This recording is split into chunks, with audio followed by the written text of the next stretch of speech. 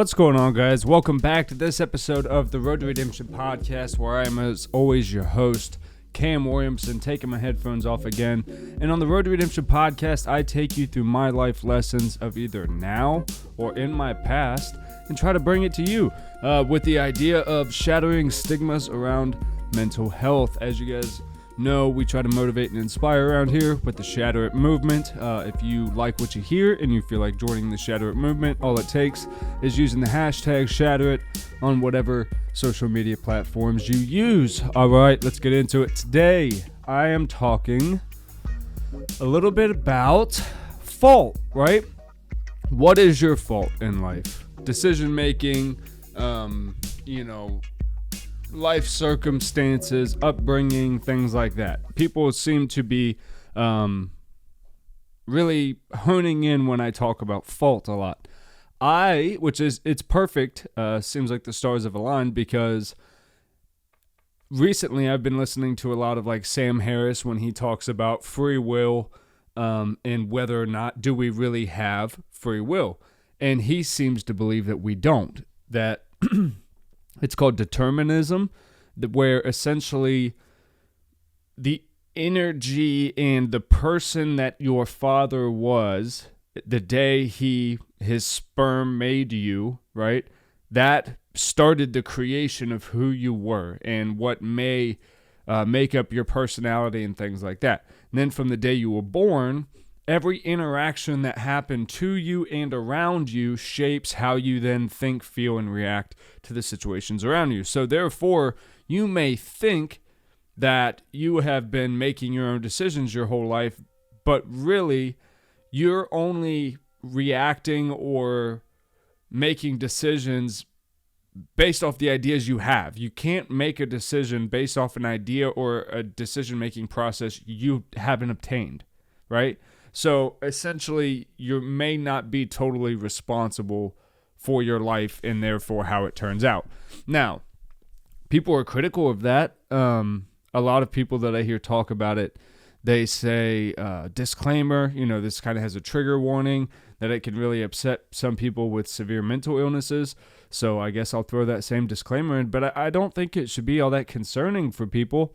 If nothing else, I think it's just giving you a key to your own door, right? Like if your only goal is trying to go inward and figure out, okay, why am I the way that I am, and what can I actively do to improve that if I'm still able to do so? Because here's the thing, guys, I don't have the idea that people listen to my show or people like Sam Harris or Joe Rogan and stuff like that. I don't have the idea that people who listen to our shows are completely insane and not able to grab hold of their life. I feel like most people that are listening to shows like ours are searching and they're constantly trying to improve, and they're going through the ups and downs of life, and sometimes we're on a high wave and then sometimes we get on a low, and it's just kind of taking those rides with each other. The people who are legitimately clinically insane and there's almost no hope of saving them back into normal society, I'm not really speaking to that audience, right? And we have to stop. This is just something kind of a side note in our daily life that we're living. We have to stop playing to the smallest percentiles, right? We're starting to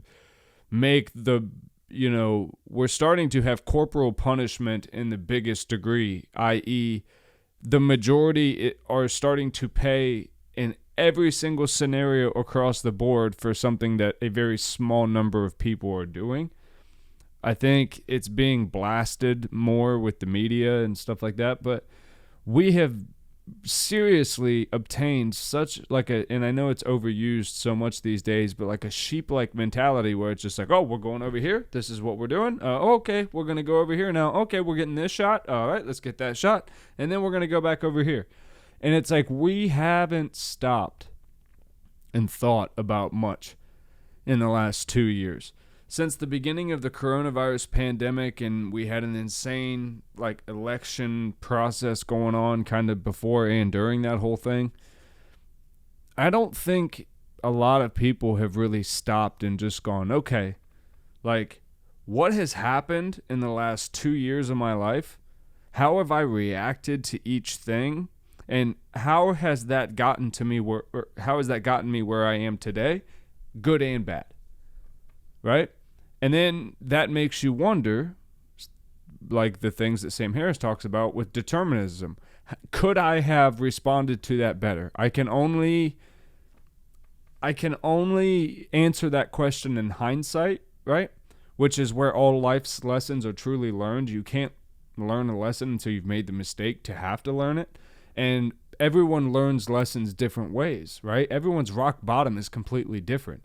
Me, I always like had this rule about myself when it came to drugs and stuff like that. I would never stick a needle in my arm. Obviously not tattoos and stuff, but drug related, I just had this idea about myself. So my rock bottom was 3 DUIs and facing 7 to 10 years in jail. Someone else's rock bottom may be needle sticking out of the arm, full overdose.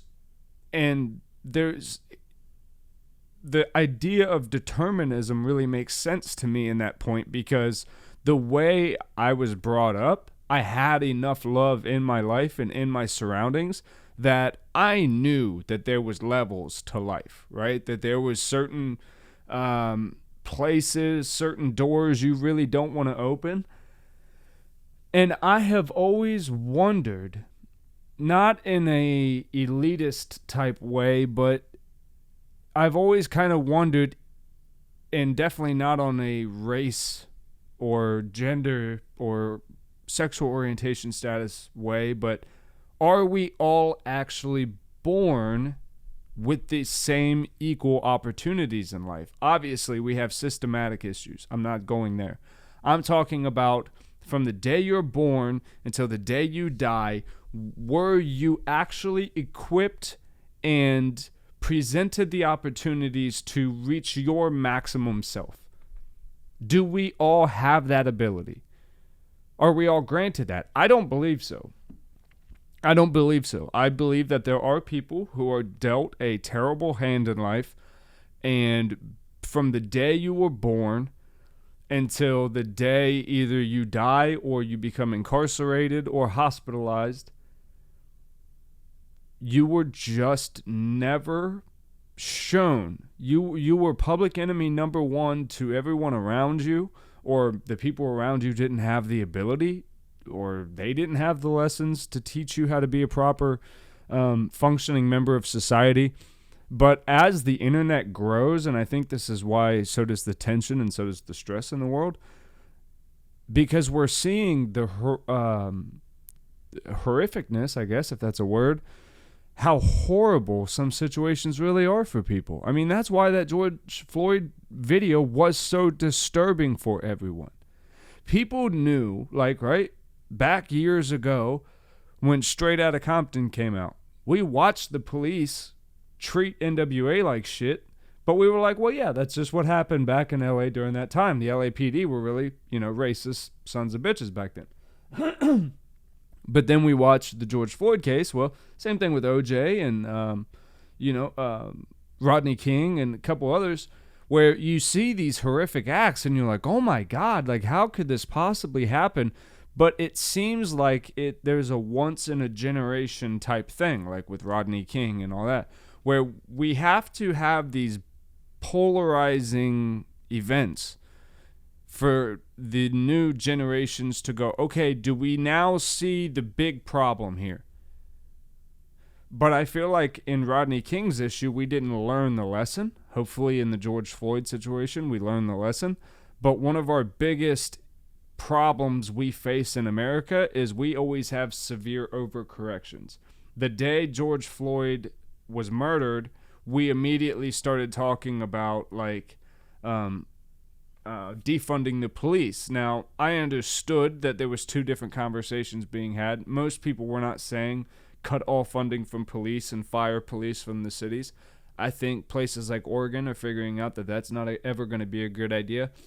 But when people started talking about defunding the police as in taking certain funds and moving them around departments for better training purposes, I think that was something that was poorly advertised and was not looked into enough. we have to obviously fix the criminal justice department, all the way from the officers on the street to the judge in the chambers and the lawyers at lunches and golf outings. Like, guys, the problems don't just start and end with the bad police officers out there. And that's just my rant on that. But in that, and what led us to this talk is not because I enjoy bringing up race or problems in the country, but we have to dissect, or else I'm no value to you. We have to dissect why we are where we are in life, right? Everyone is having an enjoyable time crapping on Joe Biden.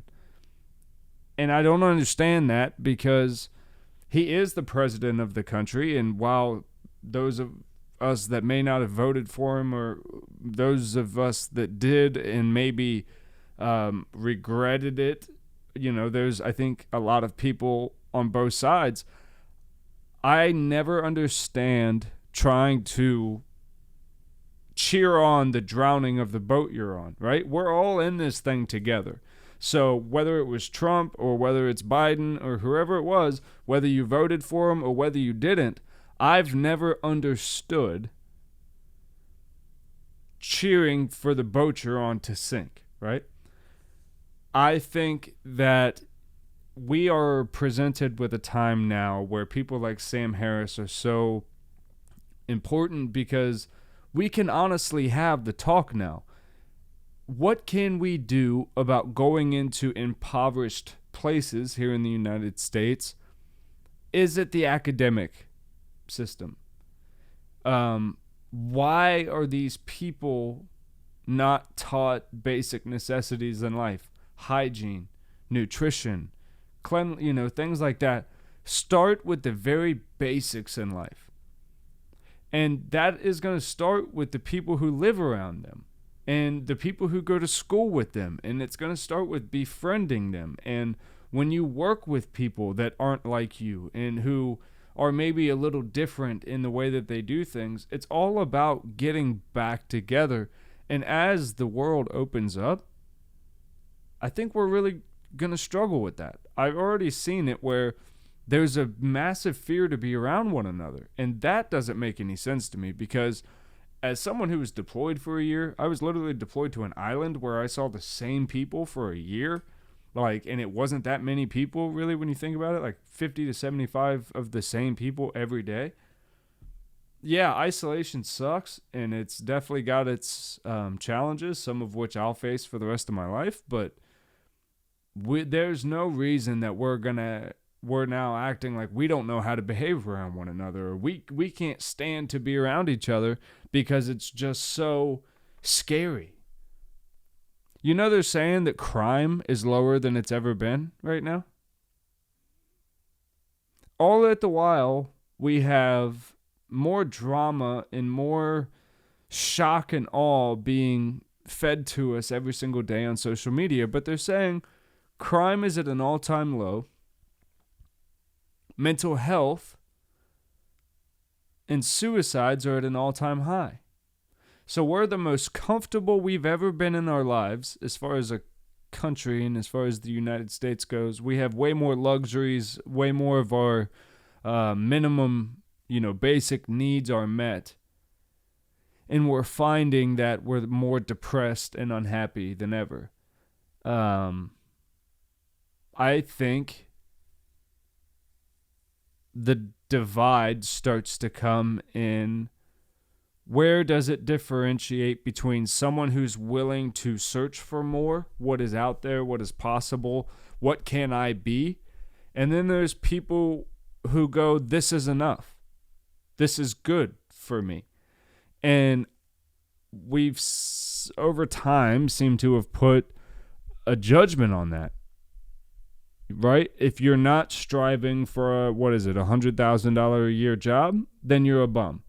Right? You're just cool to be some hillbilly living in a, small little house and, doing whatever. Like, we have these ideas about life. whatever it is. That was just an example. But like, if you don't drive a certain type of car, if you don't have a certain amount of kids, if you don't have this degree, if you're not going to work this many hours, like we have all these systems and things that really don't mean anything.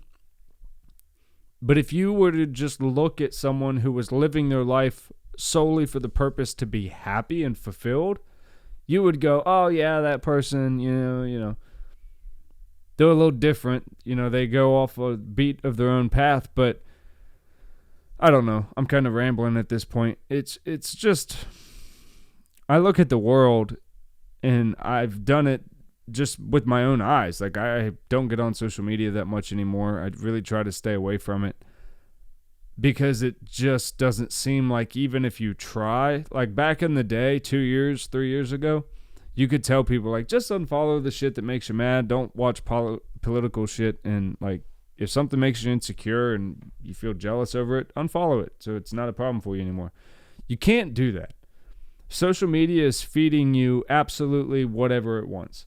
Whether it's 16-year-olds dancing, which is ridiculous to me. You know, like, I don't understand how these social media companies think they're going to get away with implanting something that should be illegal for people to possess on their phone, and you're pumping it onto everyone's phone in the country. I'm starting to see, and I don't know if you guys have seen these, I'm starting to see these warnings pop up on TikTok. Like, when you use them, random users are like, delete this account, man, it's all a setup or something. And there's all this shit where, like, I guess there's a conspiracy that TikTok is feeding videos onto people's phones so that way they can then, once you reach a certain status on TikTok, say, oh, look at what this person was looking at, or something like that. I don't know. But it seems very plausible to me because of the things that I've just experienced on there. Like, I see kids, like kids, 5, 6 years old on there doing all this crazy dancing, and I'm like, or saying swear words and all this stuff, and I'm like, yo, how is that allowed to be on a platform? Like, that should never have been encouraged. I remember when the first video came out, and it was a young black kid, and he was on the schoolyard with his friends, and he goes, hello, motherfucker, or something like that, and people died across the internet. It was so funny. But then halfway, like, through the madness of that video, people go, oh, wait, why should people be pumping this video of this kid saying this thing that he shouldn't be saying? And it's just teaching other kids that this is funny. And that was one of the first times I remember internet virality took us in a downward spiral. We started to encourage things like kids going, hello, motherfucker, because they thought it was funny, right? And it's something I've often been against in my personal life when I see people try to get kids to swear and say bad stuff. It's like, that's not funny. You shouldn't teach a kid to do something that you're later going to punish them for doing, right? Because you think it's funny now because it's a viral video. It's the same thing with walking into a room and throwing cheese on your baby. What the fuck are y'all doing? What are you doing, man? The internet does not beat your family, and it doesn't, like, walking up to your father while he's asleep on a couch and smacking the fuck out of him. What is wrong with people? That's your father, man. Like, I get it. Y'all might have a silly, playful relationship, but most people don't. And I get it. There's no harm in walking up and throwing a, Kraft single cheese on a baby's face, but it's just like, what the fuck? But, like, we don't understand, to bring it all back, if I can, to, like, the determinism thing. If every encounter you have with people is building or losing or trust or confidence in the human race, doing dumb shit like walking up and throwing things on your baby to go viral is just probably not a foundation you want to start. Or pranking them so that way you guys can all go viral for whatever fucking reason you all think is funny. I don't get it. I have never... Okay, when I was young and we watched stuff like Jackass, it was different because everyone was a willing participant. I have never thought it was funny to mess with unwilling participants, especially when they are minors. It's not funny. And some people are like, bro, you get sensitive about this. It's just not funny. Messing with your children is not something that I take any type of amusement with. I just don't. And I think terrorizing your family to try to gain clout on social media makes you no better than one of the Paul brothers. And I don't care how much money it makes you. Everyone's like, yeah, but they got bank. Well, okay, they can take that shit all the way to the bank if they want. That's not a life I'm willing to live for money. It's more and more. I watched some guy, my buddy Thomas sent me this video yesterday. Some dude intentionally stood on the spine of, like a spine transfer at a skate park, a ramp that goes up and there's coping and then it goes down the other side, but there's 2 double bars of coping. He stands on it and just drops his nuts on it, which is worst case scenario for most skaters. And this guy does it because he wants to go viral on the internet. And I'm like, dude, you just destroyed your anatomy for an internet clip. What the fuck is wrong with people? Or you're smacking your grandmother in the face with a pie, or phew, and you're hitting your baby. Like, what is wrong with y'all? And I only try to hope for humanity that these are like other countries making these ridiculous ass videos trying to make us feel like we've lost our damn minds. Because if not, we have actually lost our damn minds. Let us know. Let us know in the comment section, guys. I'm getting out of here for this Monday afternoon episode, I guess. It should be up around 3 p.m. I hope you guys are having an amazing start to your week. Know that I love you very much. Stop by the Road to Redemption podcast.com. Grab merch. Check out the latest episodes. Check out the skateboarding videos if you're about that life. We'll see you guys in the next episode. Love you.